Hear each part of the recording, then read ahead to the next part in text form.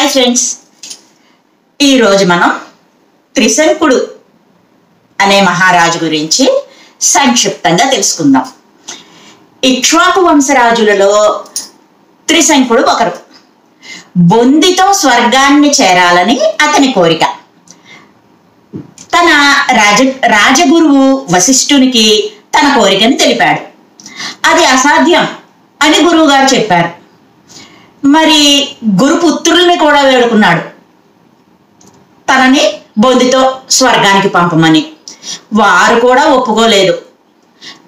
తర్వాత త్రిశంకుడు విశ్వామిత్రుణ్ణి ప్రార్థించాడు. కోరిక అటువంటిది. అతను జాలిపడి స్వర్గానికి పంపడానికి అంగీకరించాడు. త్రిశంకుడి చేత యజ్ఞం చేయించాడు. కానీ ఆ యజ్ఞ హవిస్సు స్వీకరించేందుకు దేవతలెవ్వరూ రాలేదు. ఎందుకంటే వాళ్ళకి ఈ కోరిక తెలుసు కదా. విశ్వామిత్రునికి కోపం వచ్చింది.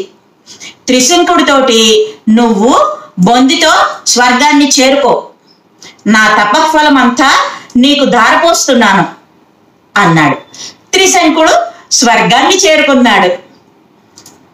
ఇంద్రాది దేవతలు నీకు స్వర్గ ప్రవేశానికి అర్హత లేదు అని త్రిశంకుడిని తోసేశారు. తలకిందులుగా కిందకి పడిపోతున్నాడు త్రిశంకుడు. వెంటనే విశ్వామిత్రుడు దక్షిణం వైపుగా ఆకాశంలో అతను పడిపోకుండా నిలిపాడు.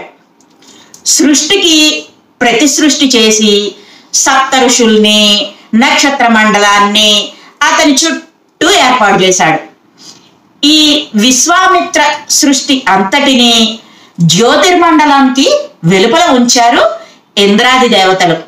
దీనినే త్రిశంకు స్వర్గం అంటారు.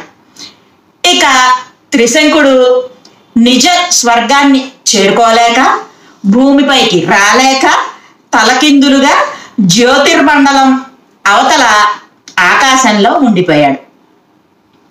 ఎవరైనా సరే సృష్టి ధర్మాలకి అతీతంగా అసాధ్యమైనటువంటి కోరికలకు, పనులకు పూనుకోకూడదు.